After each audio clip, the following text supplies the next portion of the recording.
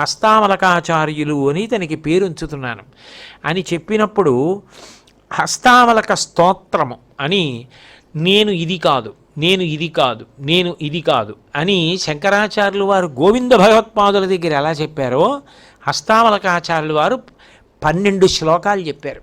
ఆ ధార అలా వెళ్ళిపోతుంటే ఆనందపడిపోయి శంకరాచార్యులు వారు హస్తమస్తక సంయోగం చేశారు. తన చెయ్యి ఆయన తల మీద పెట్టారు. అప్పుడు ఆపేశారు. అంటే మళ్ళీ తనలో తాను రమిస్తూ ఉండిపోయారు. అప్పుడు ఇంకా ఈయన దగ్గర ఉంటే ఉపయోగం అని తండ్రి గారు శంకరాచార్యుల వారితో పంపించేస్తే యోగ పట్టం ఇచ్చి శిష్యుణ్ణి చేసుకుని సన్యాసాశ్రమం ఇచ్చి హస్తామలకాచార్యులని పేరు పెట్టారు.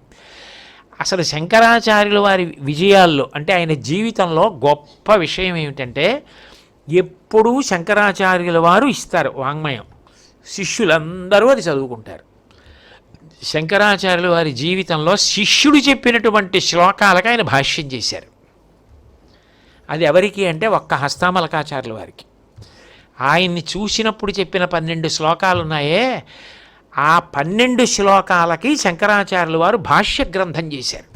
దానికి హస్తామలకీయము అని పేరు. ఆయన చేసిన హస్తామలకీయంలో హస్తామలక స్తోత్రంలోంచి ఒక్క శ్లోకాన్ని మాత్రమే ఉటంకిస్తాను.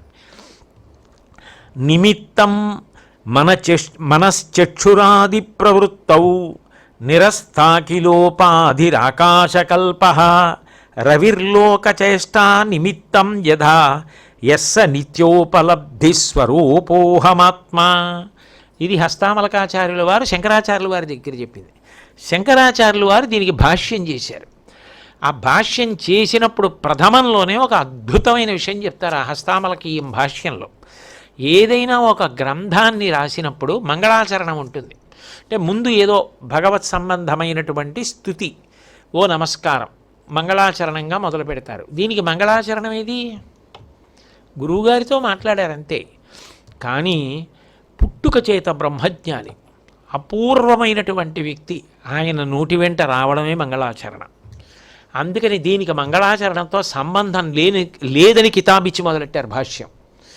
అసలు ఆ హస్తామలకీయం ఆయన చేసిన భాష్యం చదువుతుంటే అసలు పుట్టుకతో ఈ బ్రహ్మజ్ఞానం ఎన్ని జన్మల తపస్సు ఎలా వచ్చారో అనిపిస్తుంది ఆ హస్తామలకాచార్యుల వారి గురించి.